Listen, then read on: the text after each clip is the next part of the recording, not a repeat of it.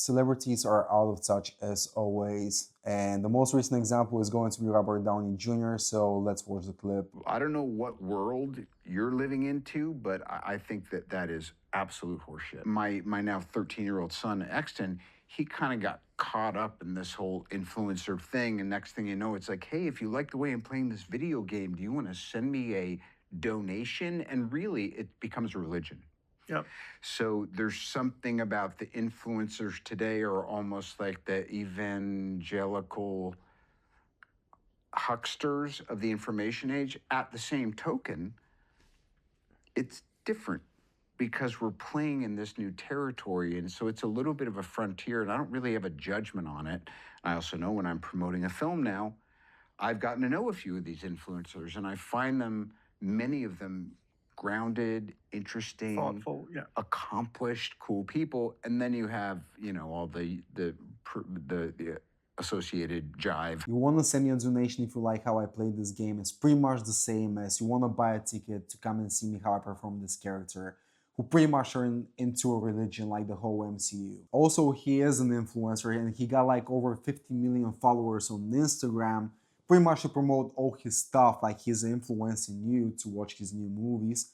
Plus, just like every influencer, he got his own product, which in that case is going to be Happy Coffee. And that kind of leads me to another example, which is going to be Maya Hawke. So let's just watch this. I think just figuring out the footing in these changing times of social media and public personality, and also how difficult it is to get things made.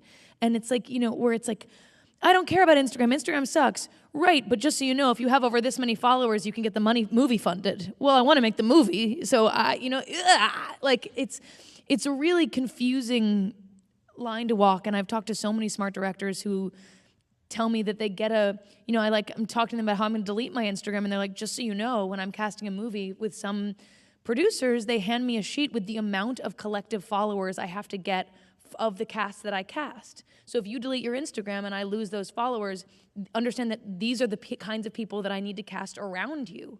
So and so it's confusing, and I find I'm thinking out loud with you right now. I think this will be a lifelong question for me. Now, to clear up the confusion here, followers nowadays do actually matter. And for example, Maya Hawke has over like 10 million followers on Instagram. Let's just say like a small percentage, like 10%, go and see that film. That's gonna be 1 million tickets sold. And she got like 2 co-stars with the same amount of followers. That's gonna be 3 million tickets sold. So it's very unfortunate that some people cannot get in the same rooms as Maya Hawke. So they need to do extra and they need to start making content so they eventually get seen and get cast in these movies. Which kind of leads me to another example, which is going to be about Jason Momoa's son. And this is what Jason Momoa had to say about this. I couldn't do what he's doing at his age. There is no way I could sit in a room with Denis Villeneuve and hold my own. I was on Baywatch at 19. He is 16 and holding shit down with Denis Villeneuve. Now, maybe his son is extremely talented. Maybe he was born to play this part. But how the fuck do you get in the room with Denis Villeneuve? He only got 2 credits, by the way. One of them is that he attempted the premiere of No Time to Die, and the second one is Dune Part 3. The reason why I'm making this video is that if you're an actor or a director and you want to make it in this industry, the old school way is not going to do it for you anymore. So you need to be doing something that's extra. And by that, I mean you need to be starting making content. And there's like a bunch of YouTubers, because of that, they made it.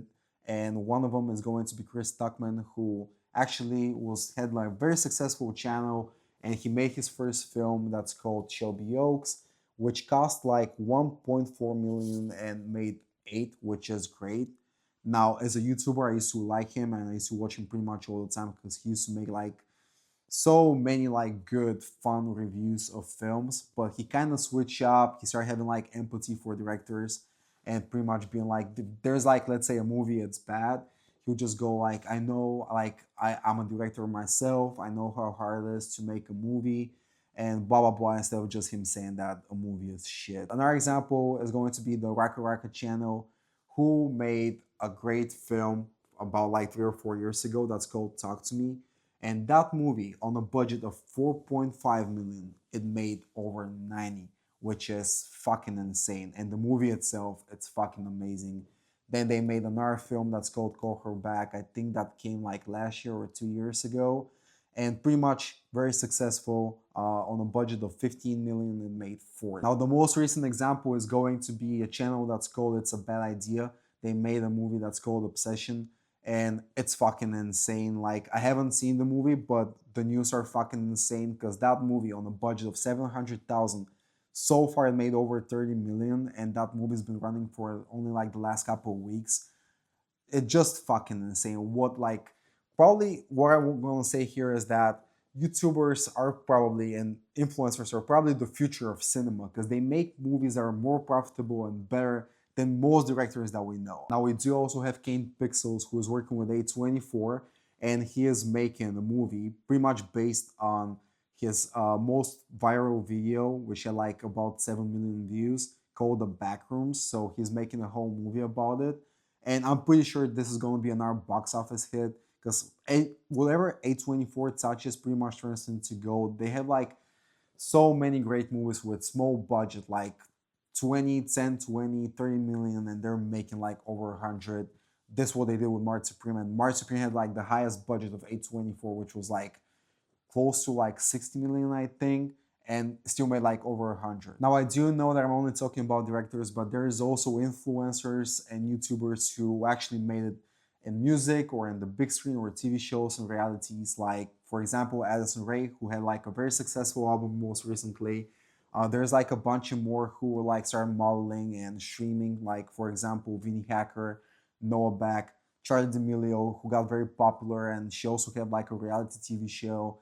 And King Batch, for example, who started like all the way back from Vine, which was like such a new platform, and he also made it into TV shows and movies. So yes, it's very much possible not to do things just the old school way, but start making content, start making funny videos or dramatic videos, or record yourself doing like a dramatic monologue. Who fucking knows, someone might see you and wants to like probably get you in the same rooms as the other actors that I mentioned before. I do know how hard it is to become an actor or a director. Like, it's an industry that's very competitive.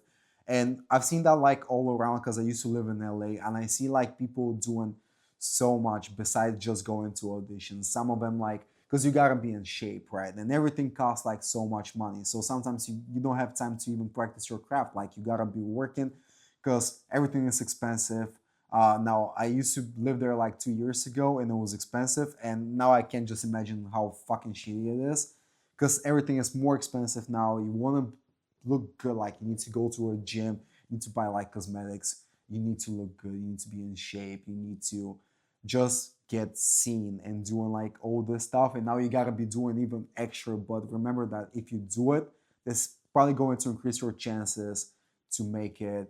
And since I know how hard it is, I just want to say to all of you that I'm rooting for all of you. I hope you all fucking make it because it's so fucking tough, it's so fucking competitive, and I know the struggles too. I've been there, I've seen that shit, so I just hope for the best in here, man. So yeah, that's pretty much all I have to say about this, and good luck.